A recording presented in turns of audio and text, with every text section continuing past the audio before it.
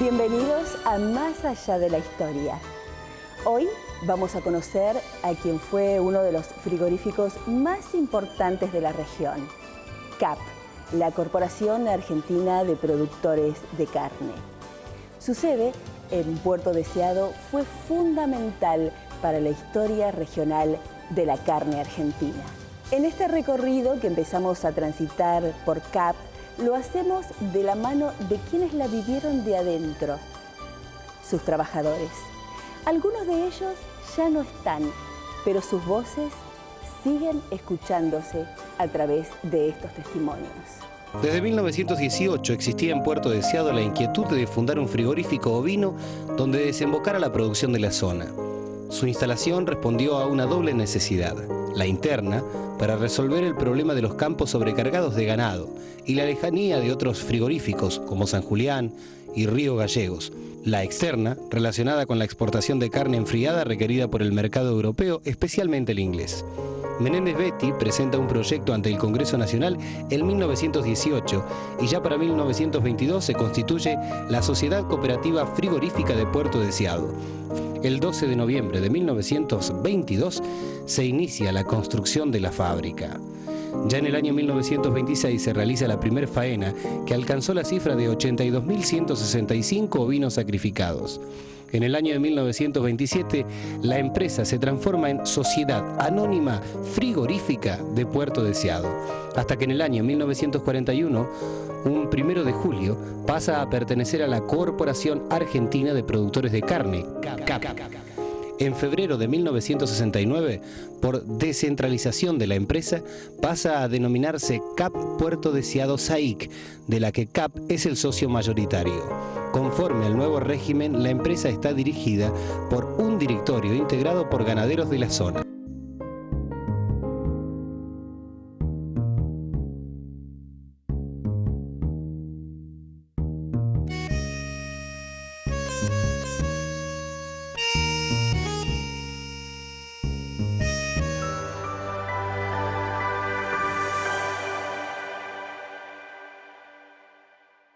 En este recorrido que empezamos a transitar por CAP, lo hacemos a través de quienes la vivieron de adentro, sus trabajadores. Algunos de ellos ya no están con nosotros, pero sus voces se siguen escuchando a través de estos testimonios. Y yo empecé en octubre del año 58. En febrero del 66. Bueno, yo empecé en el año 1968, trabajé en 1969. Y después en 1970 trabajé unos meses nada más. Voy a cumplir 60 ahora, en julio.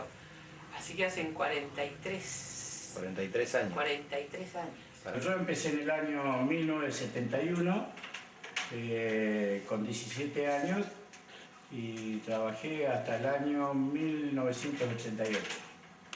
17 años, para ser más exacto. Yo empecé a trabajar en CAP el año 1973. Yo empecé en la época de CAP.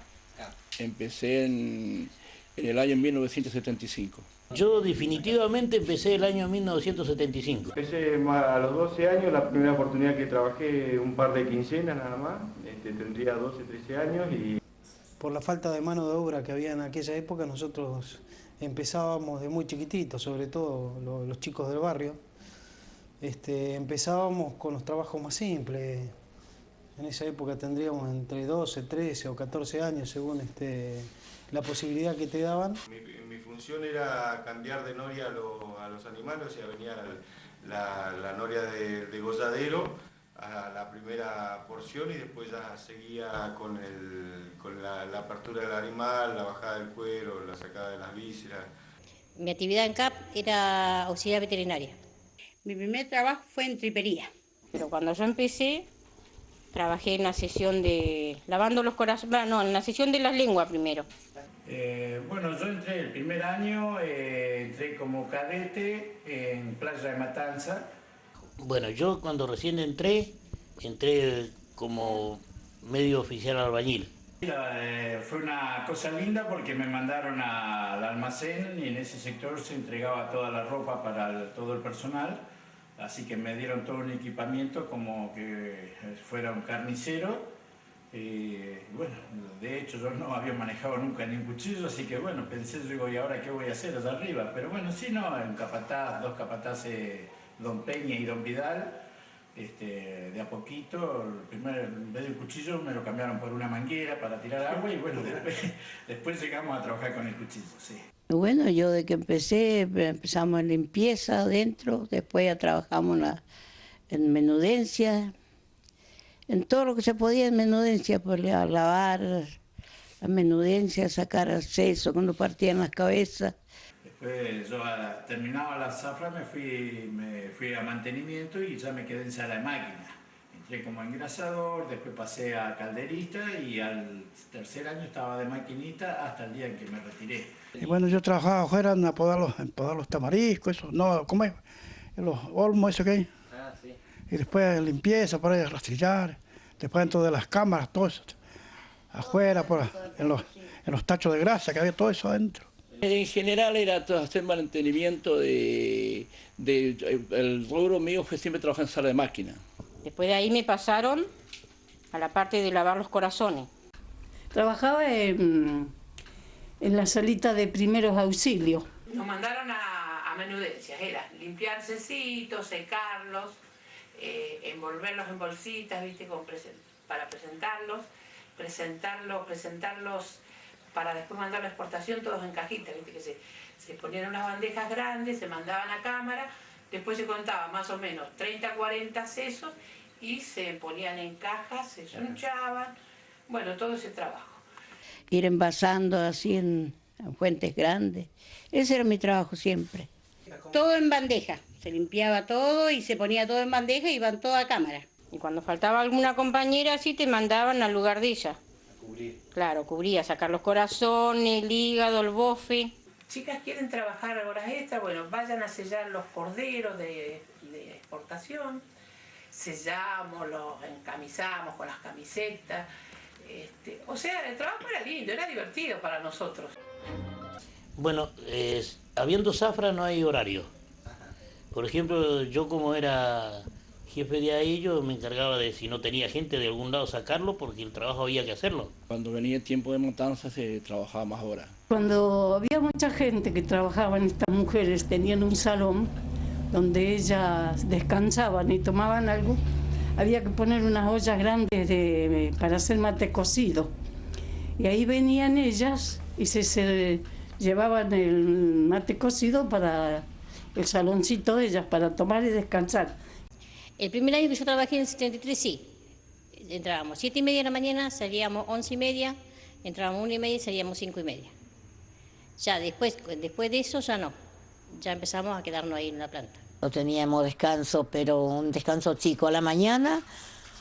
No sé si era 10 minutos que teníamos para salir y tomar algo a los vestuarios que le nombramos. Ahí cada uno llevaba su termito, y tomamos un mate, tomamos un café y después vuelta otra vez. Teníamos los minutos contaditos. Guarda que a veces nosotros nos poníamos a charlar con la chica y se nos hacía tarde, pero no, había que cumplir.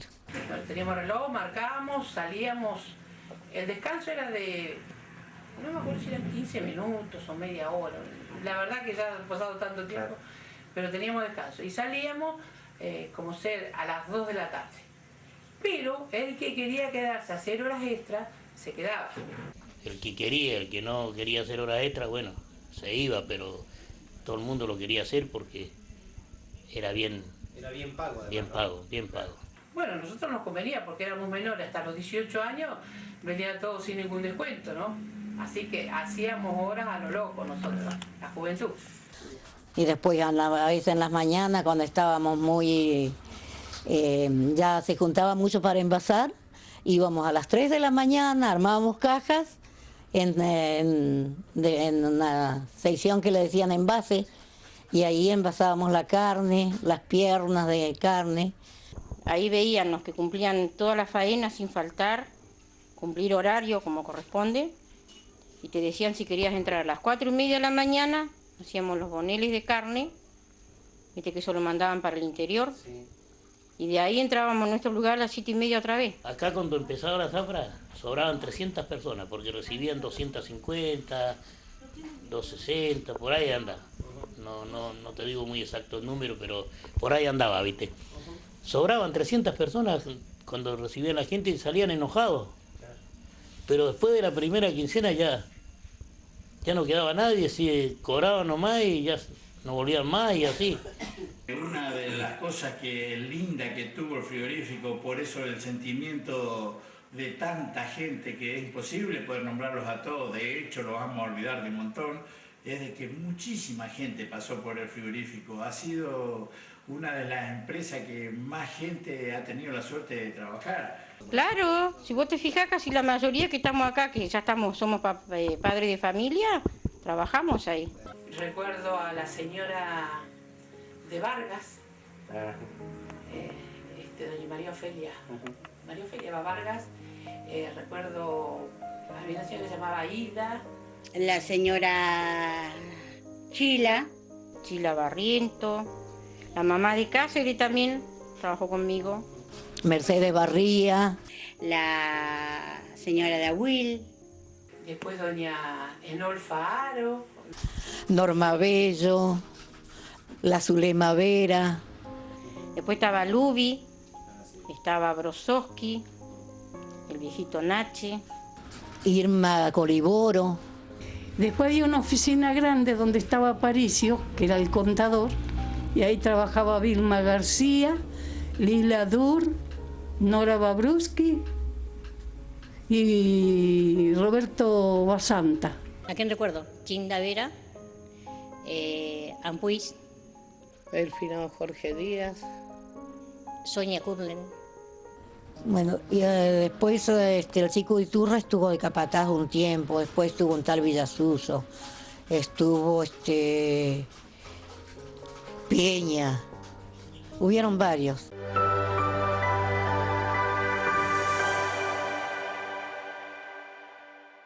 El trabajo comenzaba desde temprano. Desde los corrales hasta las cámaras de frío, la carne argentina tomaba forma en manos de ciadenses.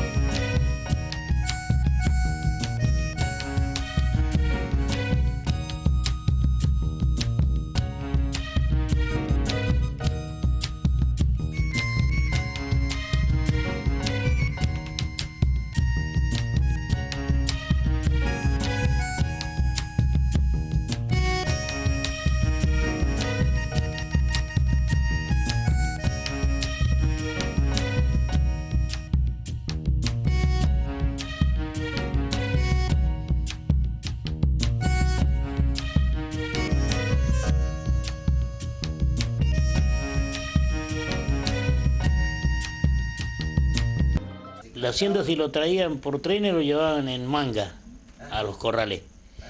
Después en los corrales había, antes que hicieran la noria, había una escalera tipo corral que estaba en la punta de allá y subía hasta el último piso arriba la hacienda caminando. Sí, porque en ese tiempo de Vergara todavía no se había reformado el frigorífico. Ajá. La matanza estaba arriba, en el tercer piso arriba. Y había una escalera que tenía como, no sé, pero más de 50 metros de haber tenido, más, para abajo los corrales, y la subían, por la escalera esa subían la hacienda a la matanza, ¿no? Y para subirlos, los animales no solo no subían. Entonces Vergara tenía 5 o 6 guachos criados, y estaba la escalera grande donde pasaban los animales, la escalera, y después una escalerita así que pasaba él, y iba por afuera. Y así que él subía por arriba, por la escalera grande, traía un poquito de maíz en el bolsillo, y le daba un poquito de maíz a los guachos, y los guachos lo seguían a él. Donde lo seguían a él, la otra gente asustaba a los animales de abajo y lo seguían todos a los guachos. Y así llenaba todo. Ahí se degollaba primero. Yo cuando empecé a trabajar todavía trabajaban degollaban en bancos, ¿eh? Inclusive yo me acuerdo perfectamente de cuando el ferrocarril traía los animales de la línea, o sea, de la cera, truncado, bueno, toda la línea ferroviaria. El tren, viste, llegaba directamente hasta acá. Tenía la vía que llegaba allá. ¿Había una vía que iba directo acá? Claro. Ajá. Hacía maniobras acá en todos los ramales que había y se iba a descargar en Cap. Y bueno, mira, así a grandes rasgos empieza el animal con el garreador que lo engancha en la noria, después lo sigue el degollador. Tenés que tener en control lo que estás haciendo. Claro. Porque no se trata ¿cómo es? De andar jugando, claro. Porque es un trabajo muy delicado. Pero que si te descuidas te puede cortar la mano.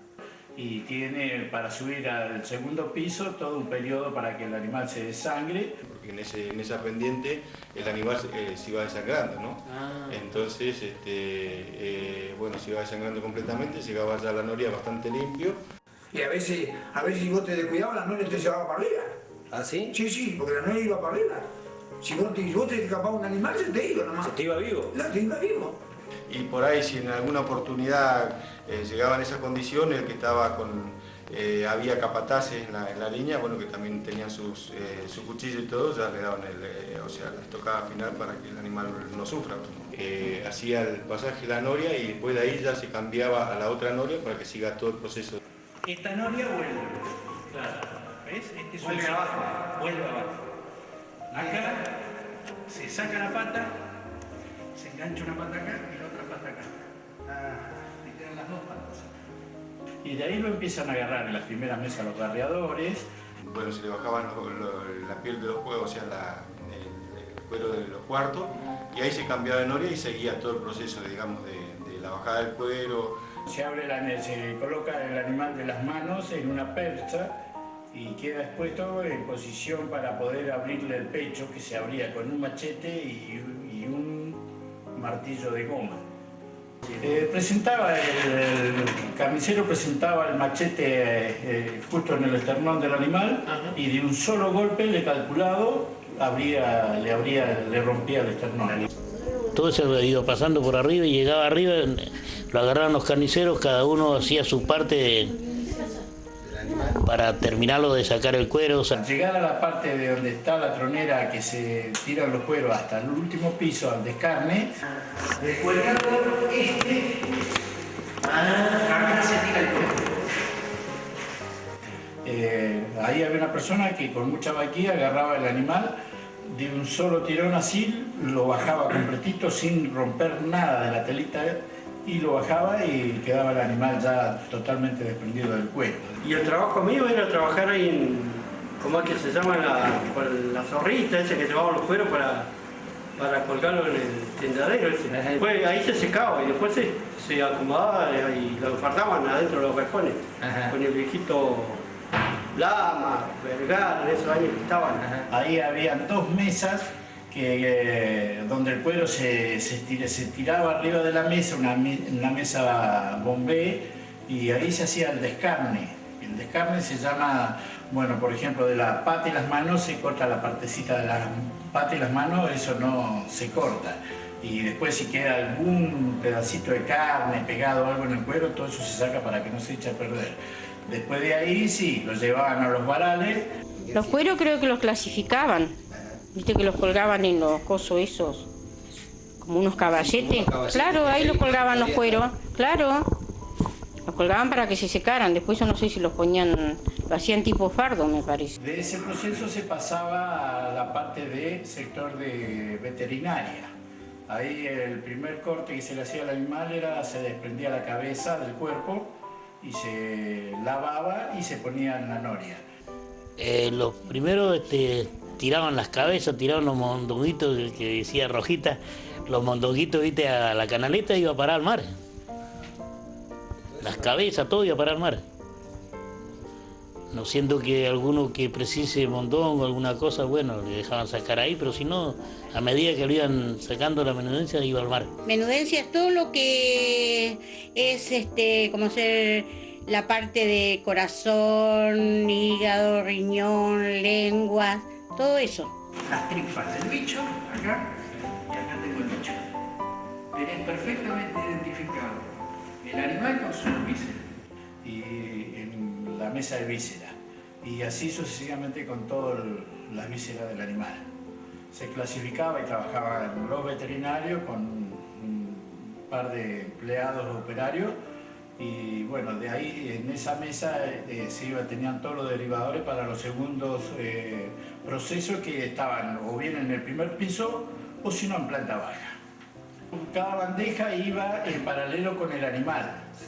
O sea, eso iba el animal y al costado, en la noria de vísceras iban todos sus vísceras.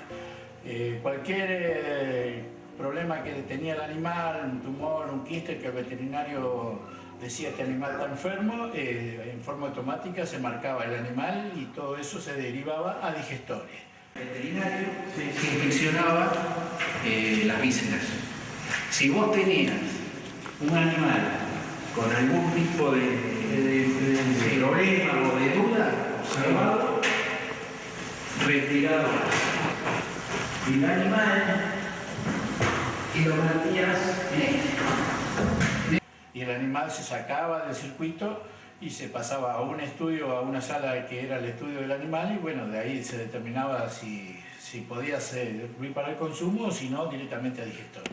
El animal quedaba descartado si traía muchos tumores o si iba directamente a digestor. Se le ponía una ficha y ese animal pasaba para la pieza de limpieza o digestor. Para mí, los más feos era la parte de las costillas, porque por ahí te venían todos malos los animales y si te reventaban, le pasaba el cuchillo, me descomponía yo misma, así que sí. Todo eso se sacaba de descarte. Y trabajábamos con la señora hasta la Maruca Sepúlveda, la mamá de Chico Sepúlveda igual. Cuando ella faltó una vez, a mí me mandaron arriba a la sección donde estaba la veterinaria, y viste que eso se trabaja rápido. Y ahí tenías que elegir los riñones que servían, los que no servían. Bueno, de la noria víscera había una persona que era la que iba clasificando. Por unos tubos iban a parar a la sala de menudencia en primer piso. Entonces, bueno, de no ser riñones enfermos y cosas que no podían ir ahí, ya esas pasaban a digestores y abajo caían por un tubo a las mesas donde también había personal trabajando con el clasificado de los riñones. Los riñones, por ejemplo, lo armaban de a 12 riñoncitos, todo que parecían una barra de chocolate, en un moldecito de acero inoxidable. Después eso se mandaba todo a congelado, quedaba todo armadito. A eso lo iban envasando en otro lado, sí, iban envasando, dejando las bandejas. Todo lo que se exportaba, corazones en caja, los sesos, bueno, todo menudencia, toda la carne, se traía de la cámara frigorífica adentro, la traían y nosotros los poníamos en cajas. O sea, hacíamos el pesaje de la caja vacía, que era la tara, más el porcentaje que tenía. Bueno, yo era la encargada de llevar todo ese control de cajas, que en ese entonces era Brosowski, mi jefe. Y después los corazones también se abrían por la mitad. También en esa sala de menudencia estaba la guillotina que abría la cabeza. La guillotina tiene una forma para no estropear el cerebro. Abría el hueso, se sacaba la lengua y el cerebro. Después partía cabeza a las máquinas esas cuando estaban así. Porque ahí la primera que trabajó fue mi mamá. Mamá trabajó años. ¿Qué hacía tu mamá ahí, Marta? Mi mamá trabajaba en la sesión de las lenguas igual. También. ¿Todo el tiempo ahí? Claro, ese era el lugar de ella. Pasa por un lavadero, el lavadero del Rece, que se cepilla, que todo se lava bien, y tiene todo un transcurso en un pasillo hasta llegar a la balanza, que el animal ya a partir del lavadero después ya va solo, pasa por balanza solo sin tocarse, Y ahí donde trabajaba una persona con toda la planilla del animal, se sellaba, se le ponían los sellos, se maniaban. Había el animal que va a exportación, las manitos van puestas así, maniadas con un hilito para que quede congelado después en esa posición. Claro, porque la chola vera esa sí, esa era como con tu viejo pesaba, pues tenía que tener una vista, porque pasaban los capones, nada que se queden ahí, sino que pasaban, tenía que contar los quilajes y la chola le ponía el sello y yo los maniaba y se iban a secadero. Y bueno, de balanza ya clasificado el animal, había personal que estaba en la sala de oreo. Ahí cuando llegaba a secadero ya estaba listo de llegar y engancharlo en faroles y meterlo a cámara. Ahí, ahí se iban clasificando de acuerdo a los sellos que se le iban poniendo y de ahí se dejaban orear un par de horas y después ya se introducían a cámara. Y cuando había que trabajar, como digo, sacar estos animales arriba para deshuesar, era arriba la salida de las cámaras. Una vez nos hicieron entrar en las cámaras, ¿viste? Para conocer qué. Salimos rajando, ¿sabes el frío adentro? No, nosotros, ¿sabes cómo yo trabajaba en cámara y mi gente se envolvía con arpillera con el zapato común de uno? Sí, para que no se resbalen las cámaras, ¿viste? Y por el frío teníamos arpillera para poner en los zapatos. Y después para abrigo llevaba uno los pullovers de lana, todo eso que los mandaba a hacer uno. Eso tiene la estructura de acero, tiene losa, que la losa está armada con un sistema que se llama, no sé si es gamma o algo así, bueno, pero ese es el moderno. Pero son como un encofrado perdido que ahora se usa, que te hace de estructura, sobre la estructura de acero, se hormigona y eso es solidario como la estructura de hierro del hormigón armado común. Concreto. Claro. Después te viene la aislación de corcho de este mismo tipo y después te viene otra losa.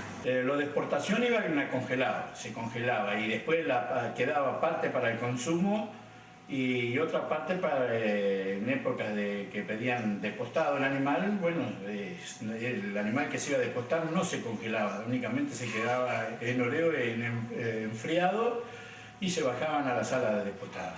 Y ellos eran los que colgaban el animal, sacaban la pierna, la despostaban, pero dejaban el hueso pelado, las costillas, las patas, las paletas, todo. Era la carne y el hueso iba al digestor. Al digestor. El digestor era un tacho grande, que se llenaba ahí. Con el tiempo cuando se llenaba eso, lo hervían con vapor, creo. Y ahí sacaban la grasa.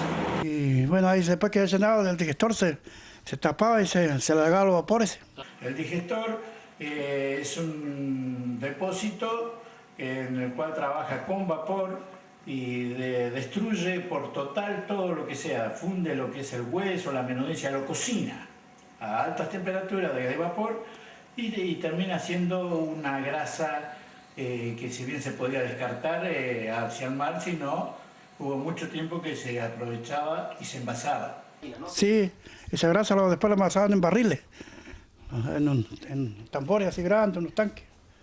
Y ya lo envasaban todo y llenaban los barriles. Y eso se comercializaba también para fábricas que hacían jabones. Ahí hacían comida, ahí estaba la parte de los digestores, sí.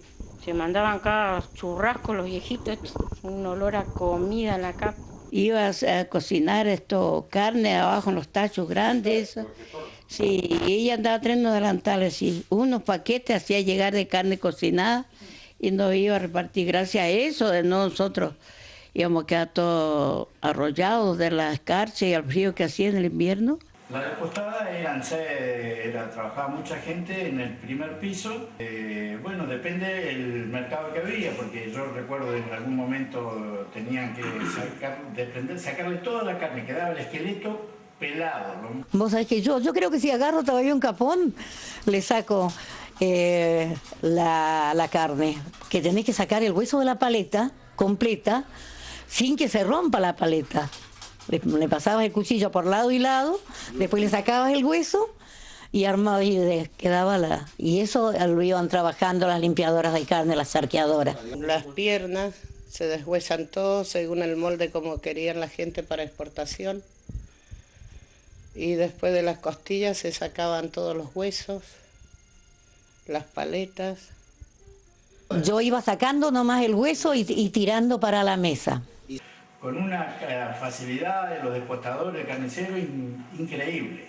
La parte de la pierna, que era la pulpa. Ajá. La pulpa, la parte del vacío, digamos, donde le sacaban las costillas al animal.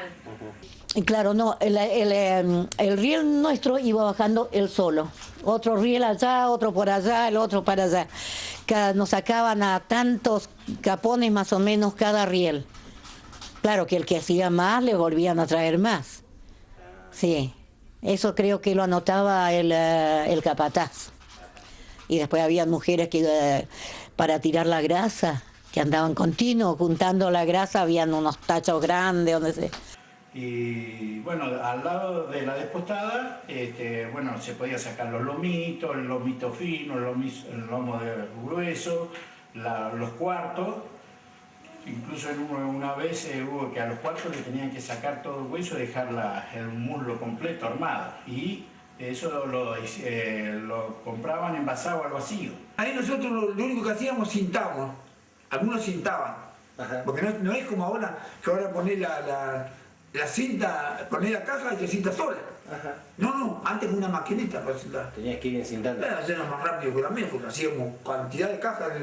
Después de la tarde trabajábamos a veces hasta anoche, de noche también trabajábamos. Así que también había en la parte de empaque que está al lado de postada, era una sala de empaque y embalaje. O sea, te pedían caja de A6, de A8, los lomitos, todos se hacían un embalaje. Y mirá, empezaba con el arranque, la zafra empezaba en diciembre, enero, y las máquinas había que empezar a poner el frío en marcha todo por octubre más o menos. Noviembre, octubre, para que cuando se empiece la zafra ya esté todo organizado con el frío que se necesita, porque a la diferencia de hoy es que hoy vos arrancás un compresor de aire forzado y en horas ya tiene una temperatura ideal. En aquella época eran todo en serpentina, que inclusive las agujas de regulación para producir el frío era manual, lo hacíamos a oído, sí, la expansión la producía uno y la agradaba a uno, de acuerdo a cómo iba graduando era el frío que ibas logrando.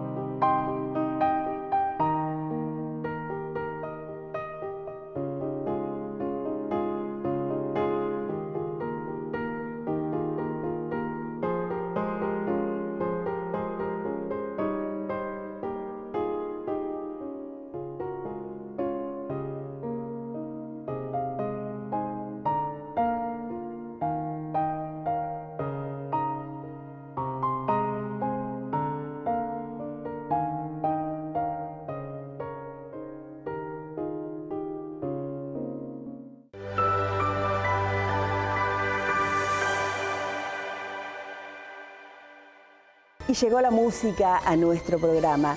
Vamos a compartir ahora unos lindos temas patagónicos en las voces de Abby y Diego.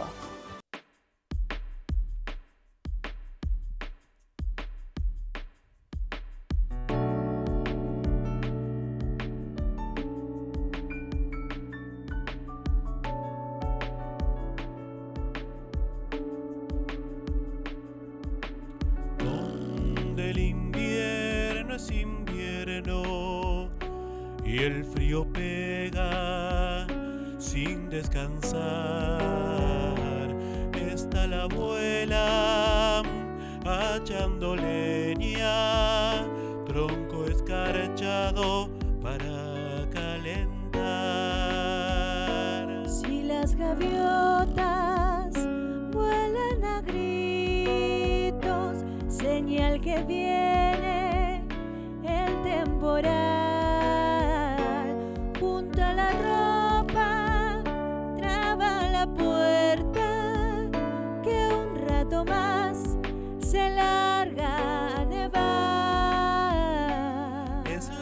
flor bella bajo la nieve que solo el viento descubrirá. Con rayos tibios de primavera, junto a mi canto florecerá.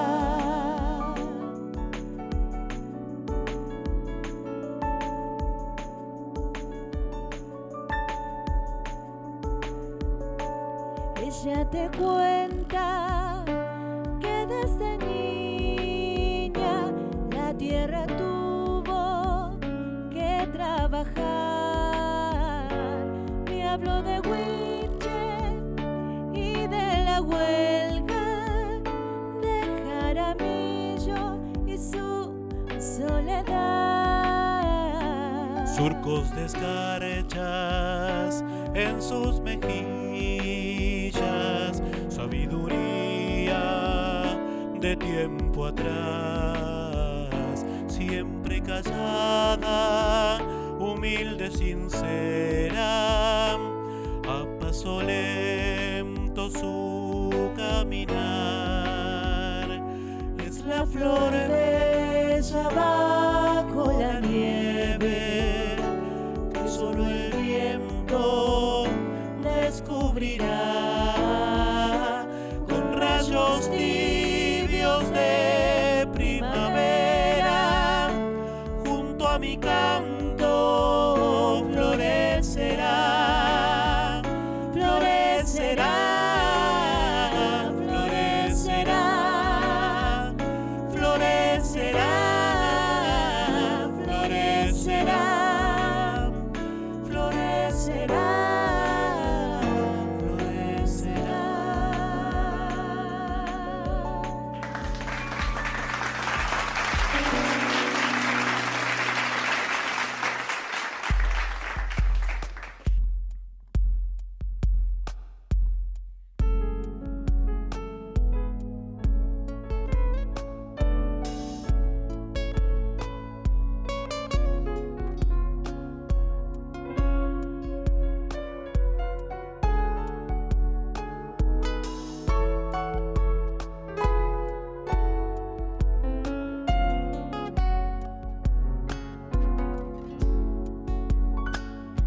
La luna alumbra el camino del fresco rocío del atardecer. Blanquita la mañana helada, mi tierra callada herida en su piel. Blanquita la mañana helada, mi tierra callada herida en su piel. Silbando en las piedras, murmuro de arroyo viajero que va en mi corazón desierto. A mi Patagonia yo quiero cantar. En mi corazón desierto, a mi Patagonia yo quiero cantar. Yo soy tu voz, aquí y allá. Mi corazón de cultrún, que golpe a golpe resistirá. Tail del Ñuque Mapu, desde sus entrañas original.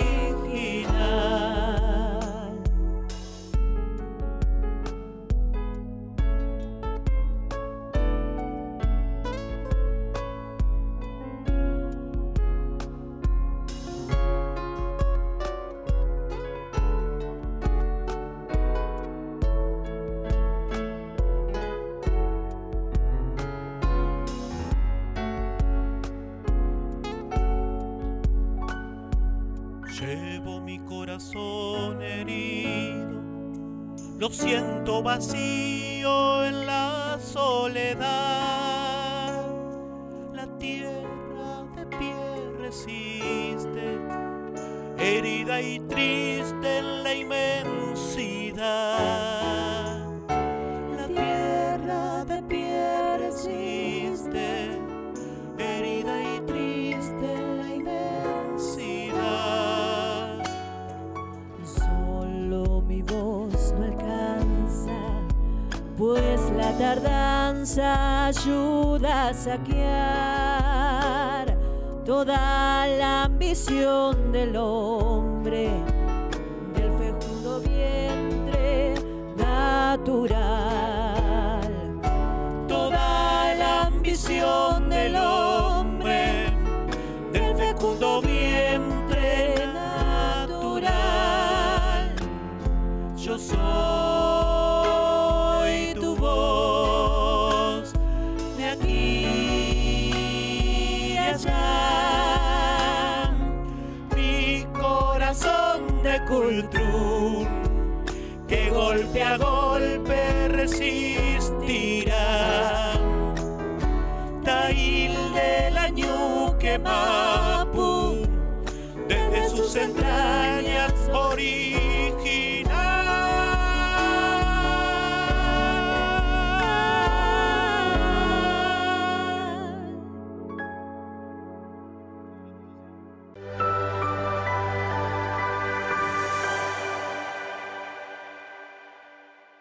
La planta de CAP fue testigo de momentos únicos cuando llegó a Hacienda desde las Islas Malvinas. Tiempo después, Israel trajo una nueva manera de trabajar. CAP no solo procesaba carne, también recibía al mundo. ¿La hacienda que llegaba de dónde era? ¿De todos los campos de Santa Cruz? De todo Santa Cruz, y hubo una época que traían de las Malvinas.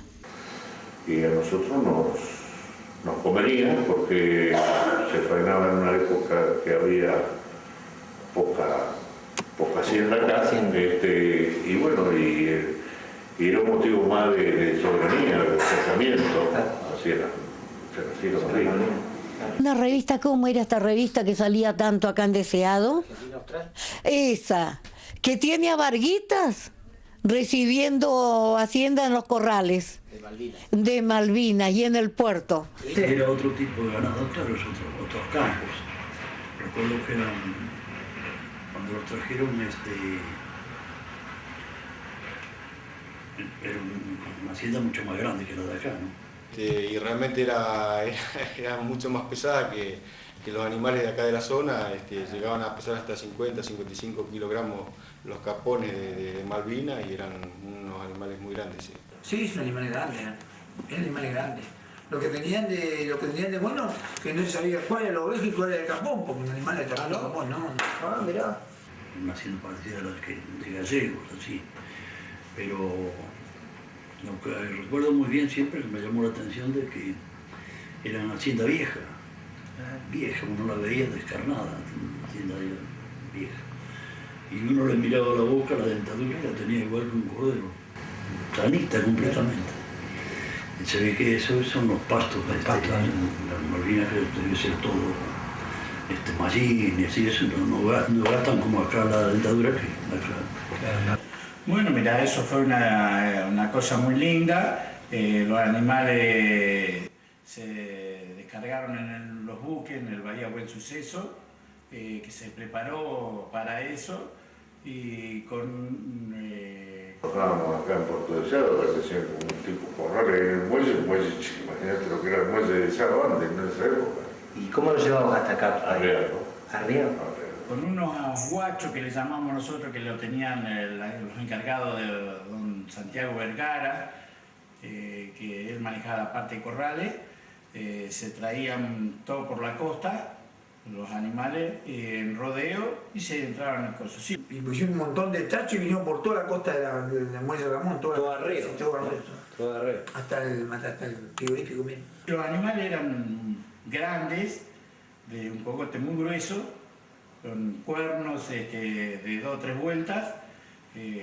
Justamente yo en ese año trabajé trabajando en el sector para separar la cabeza del cuerpo, y bueno, era muy difícil, porque era muy difícil de destungar para poder cortar la cabeza. Esos animales no son como estos. Si la cabeza casi tocaba el piso de la noria. Unos semejantes animales, parecen terneros.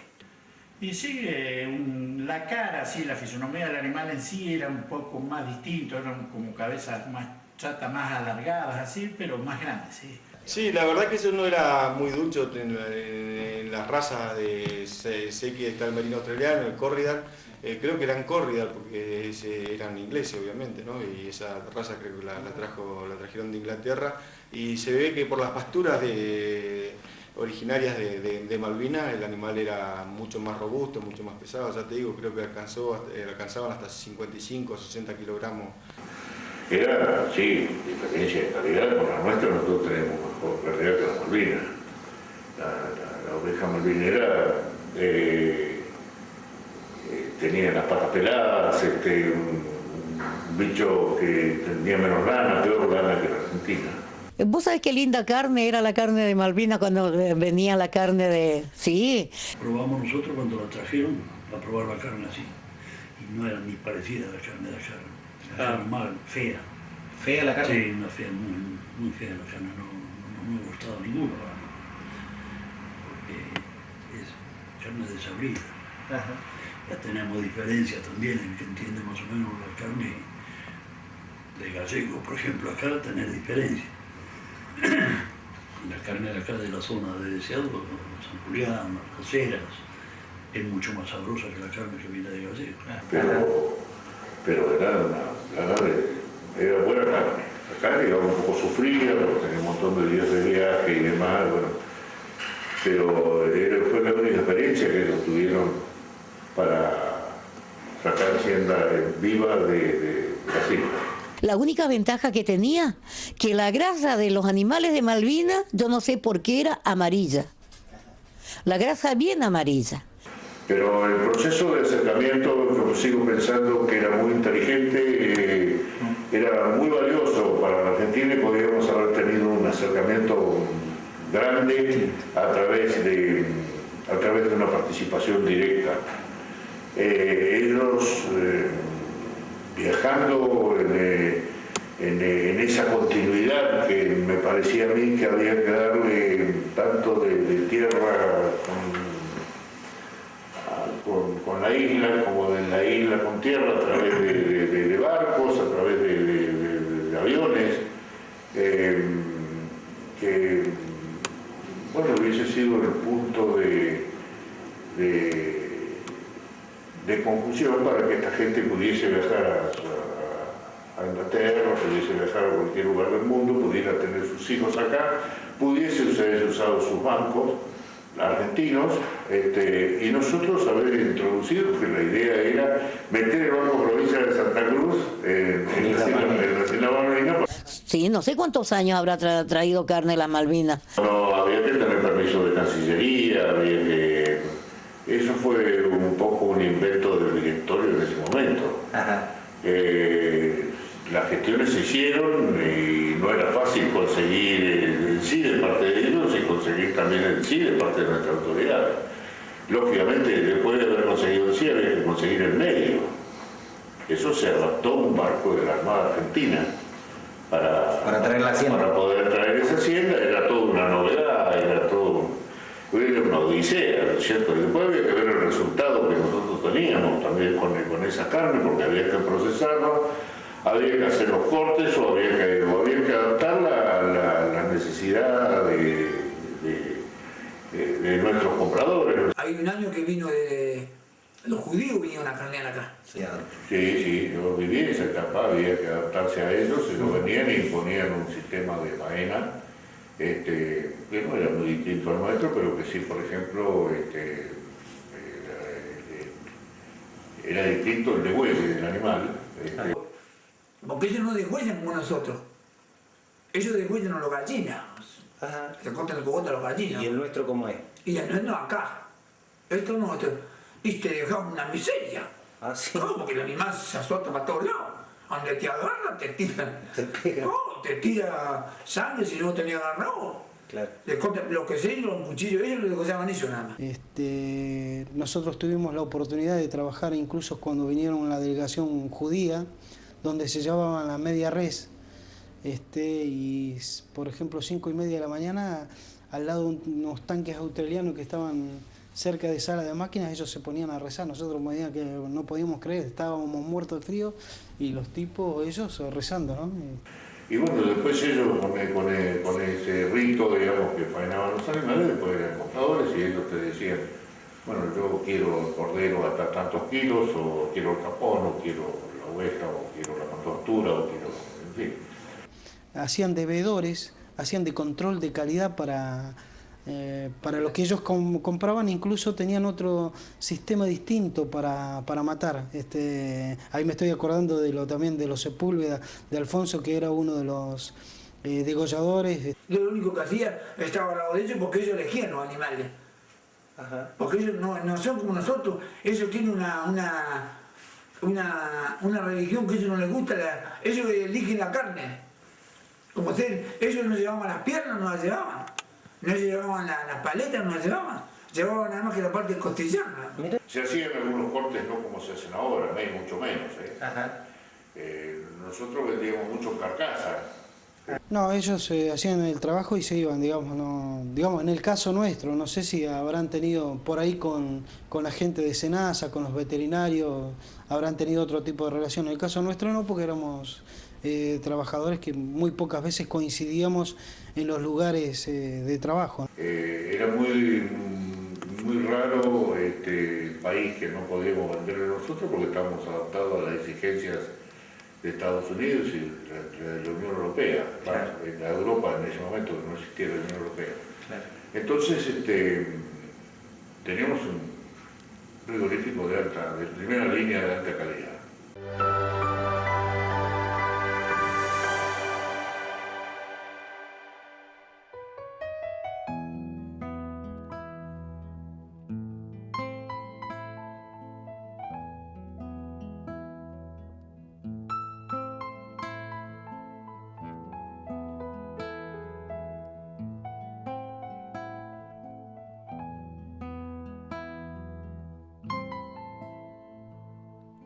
Tarde que se llevan mis recuerdos hacia otros pagos donde quedó el amor. Bajo otro cielo, latiendo a la distancia, mi fiel nostalgia que quiere ser canción. Bajo otro cielo, latiendo a la distancia, mi fiel nostalgia que quiere ser canción. Nube que trajiste en la nevada, haceme un poncho para mi corazón. Dame un espejo, quiero mirarme el alma, volver a amarla y estar juntos los dos. Dame un espejo, quiero mirarme el alma, volver a amarla y estar juntos los dos. Tarde sureña que vas cantando al viento, con tu guitarra de viejo payador. Dame una coplita sola, para esa imagen que se parece a vos. Dame una coplita sola, para esa imagen que se parece a vos.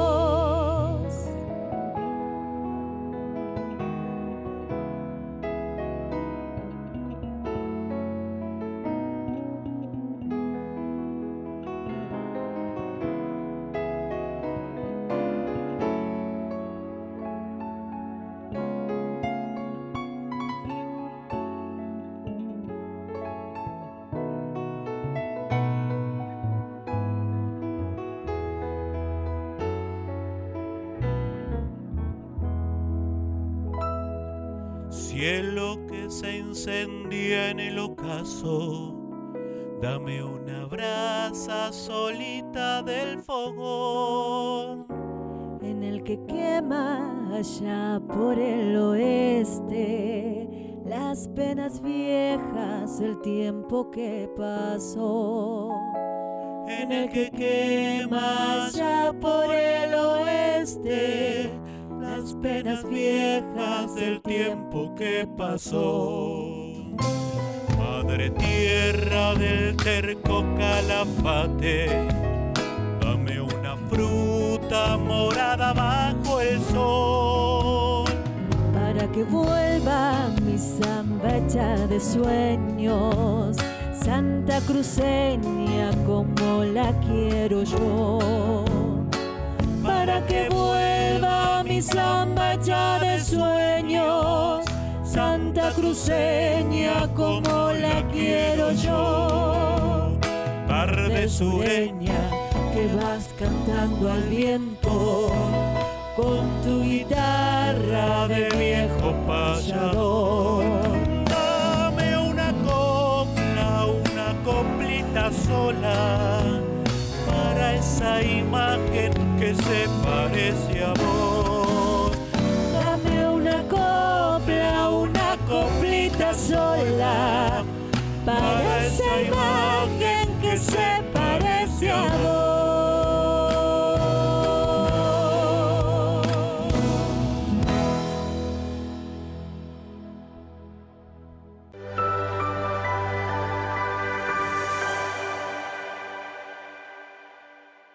Y después de años de trabajo en CAP, Puerto Deseado sufrió una transformación profunda.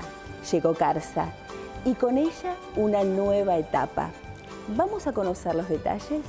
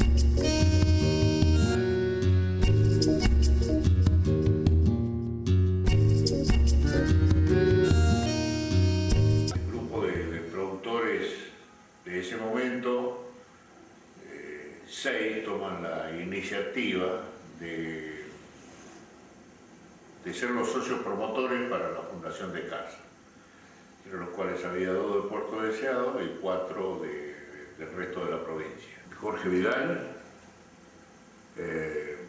Hermenegildo Tejedor, Raúl Vidaurre, Pedro Iteroví, Guillermo Baimacay y yo. Y bueno, y se comienza a estudiar cómo se podía hacer. Se hacen muchísimas consultas con abogados, con escribanos y demás, porque no era fácil armar una sociedad en la cual había mucha gente que tenía interés de participar. Fue evidente que creo que es la primera sociedad anónima abierta que se hace en el país. La conforman más de 300 socios, todos ganaderos. Sí, sí. Todo el personal que había de CAP pasó todo a Carsa, porque ese fue el arreglo cuando hicieron la venta de CAP a Carsa. Bueno, yo llego a Puerto Deseado a fin del año 1981. Efectivamente, el primer mes de 1982, para hacerme cargo de la gerencia de Carsa, que en ese momento era exclusivamente una planta procesadora de ovinos, un matadero y planta procesadora de cortes ovinos. Las faenas se continuaron en la misma forma en que las venía haciendo CAP, con mucha dificultad en un primer momento, porque nosotros cuando iniciamos la primer faena, por ejemplo, que habíamos recientemente recibido la planta de de CAP, la Corporación Argentina de Productores de Carnes, nos encontramos con que había una planta en algunos sectores muy obsoleta, con tecnología muy antigua, tal es así que en la sala de máquinas que producía frío y congelaba las reses y los cortes ovinos, era del año 1923. Bueno, después, ya cuando vino, me parece que fue que compró Carsa o algo así, ya fue cuando empezamos con el pescado. Bueno, cuando ya empezó con pesquera, cada uno trabajaba en su, pero muy poco, después directamente fue todo pesquera, ¿viste? Claro, pero primero era así, la pesquera chiquita trabajaba con su personal y los que estaban en las faenas no tenían nada que ver con eso. En el año 85, Carsa incorpora una pequeña plantita de procesadora de langostinos, un poco para iniciarnos en el negocio de la pesca. En el año 85 y en el año 86 se procesa los dos productos, se hace ovinos y en una planta separada se procesan langostinos y pescados en general. El único cambio que hubo, ¿viste?, fue cuando hubo la asociación de Mellino y Carsa. Ahí sí, porque Mellino trajo toda la gente, sus capataces, todo lo trajo él. Ahí sí, ya nosotros que estábamos ahí ya pasamos a mantenimiento. No, el mantenimiento es el mismo, porque se hace mantenimiento de la misma manera que se hacía antes.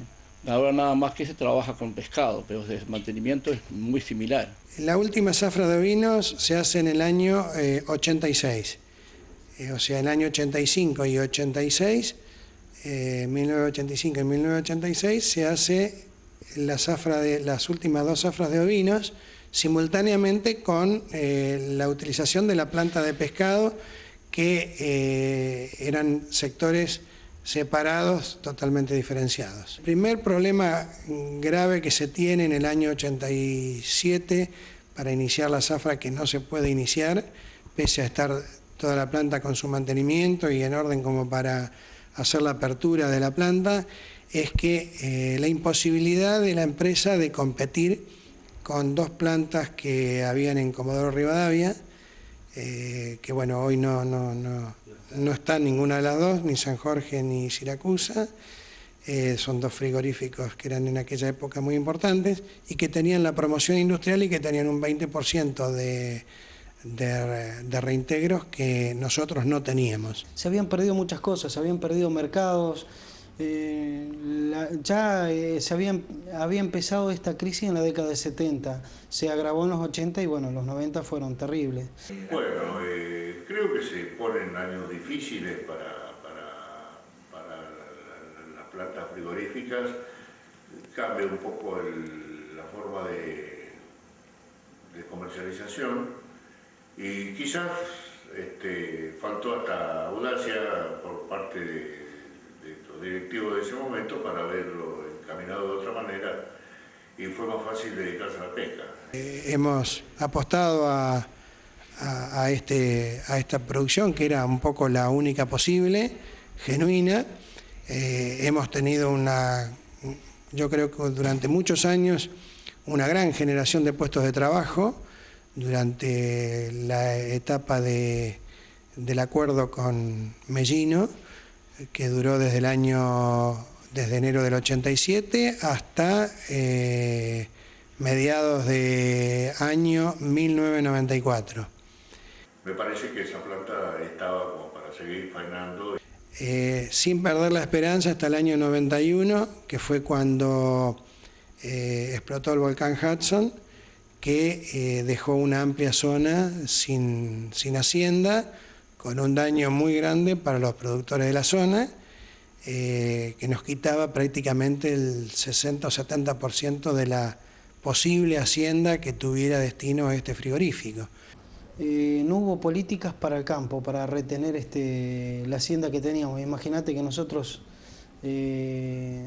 Estamos en menos de la mitad de lo que teníamos en 1960 en cabezas de ganado, por lo tanto no hubo políticas orientadas a mantener, por ejemplo, con medidas básicas como el cuidado de vientres, que no vaya a la venta. Entonces repoblar todos esos establecimientos que están vacíos para que después podamos pensar a 3 o 5 años empezar de nuevo, porque hay una gran cosa que hizo Carsa, que por ejemplo nunca dejó que se venga abajo todo el sistema de trabajo de la noria. Eso está en perfectas condiciones. La planta de ovinos se puede reciclar y se puede hacer funcionar como planta de ovinos. El tema pasa por una cuestión económica, en el sentido de que tenga el adecuado abastecimiento de materia prima, que ese es un problema serio en la zona norte. Creo que sería muy oportuno que tengamos una planta exportadora acá en Puerto Deseado, o en este caso acá en Puerto Deseado, y si no tendría que estar en la zona norte. Es algo que a través de la sociedad rural lo estamos tramitando hace ya bastante tiempo, todavía no hemos encontrado el eco necesario, pero creemos que para la producción ovina de la zona norte de Santa Cruz necesitamos tener un frigorífico. Yo soy de la idea que en algún momento se tiene que recuperar eso, con políticas que acompañen primero al sector ganadero y con políticas de fomento a la industrialización, porque el mundo tiene que seguir comiendo. Claro, no, me gustaría que volviera a trabajar, porque era una fuente de trabajo que generaba mucha mano de obra. Y lo que sí me gustaría que volviera a ser no con el problema que tenemos hoy, porque ese era un frigorífico zafrero, pero la gente terminaba la zafra y bueno, la remuneración era una ayuda importante para la economía de la familia y no creaba ningún conflicto, nada. O sea, todo el mundo sabía que era temporario, aprovechaba hacer sus ahorros y esperaba hasta el próximo año. Pero fue un trabajo muy lindo porque era muy buen compañerismo. Éramos muy unidos. Sí, es un anhelo que tenemos la mayoría, lo que estamos todavía acá Pero bueno, son circunstancias de la vida que nos van llevando a donde estamos ahora, que es una pesquera. Bueno, mirá, la CAP fue una fuente de trabajo de mucha importancia para nosotros, porque en esos años no había más que eso. Y me gustaría que vuelva de vuelta a faenarse. Sería lo más importante, ¿no? Que vuelva todo lo que fue un tiempo que fue muy bueno. Y ese fue un tiempo muy bueno que ojalá se repetiría, ¿no? Eso sería lo que más me gustaría, ¿no? Nosotros si hubiera empezado de vuelta la faena así como se trabajó, volveríamos de vuelta. ¿No sabes qué lindo que es? Y nos dio no sé qué, porque viste que cambiaron todo ahora a pesquera, lo que era antes. Aparte vos veías el tren, igual todo ahí contraía la hacienda. Un orgullo muy lindo. Ojalá volviera. Ojalá volviera algún día. Va a ser medio difícil, ¿no? Para mí CAP era todo, era como mi casa. Parecía yo dueña de CAP. La quería mucho y extrañé mucho al dejarla. Si me dan las tabas iría, sí señor. Sí. Todo porque era un compañerismo muy lindo. Para mí fue algo grande porque fue el primer trabajo que tuve. Y lo que significó fue lo que más importancia tuvo para mi CAP fue lo que conocí. Llegué a conocer. Lo único que no alcancé a conocer de la provincia es de la parte del lago argentino al Turbio. Pero después todo lo demás, conocí todo. Para mí fue algo que yo aprendí a trabajar, porque yo vine y ingresé a trabajar ahí y yo en esa época tenía 19 años. Vos imaginate, fue toda mi juventud ahí prácticamente y fue una fuente de trabajo, un momento lindo, pues fueron momentos muy lindos que pasamos con nuestras compañeras y con toda la gente que venía de afuera. Fue una cosa muy linda. Que te digo, que si hoy volviera a empezar y pudiera trabajar, vuelvo a trabajar. Sí, yo creo que fue uno de los puntales importantes que tuvo Deseado en cuanto a su desarrollo y en cuanto a lo que produjo Deseado, porque realmente era una fábrica de producción genuina, donde el producto final traía trabajo y de alguna manera riqueza para la ciudad, ¿no? Ya decíamos los dos canales, sería el pueblo más pujante de Santa Cruz. Si vivía todo lo que teníamos antes, en el cielo sería, ¿qué? Si algún día se abriera de vuelta la fábrica, no sé, yo me siento como para poder trabajar todavía, no le esquivo al trabajo, no por la edad que tenga. Me gustaría ni que sea un mes trabajar para recordar viejos tiempos.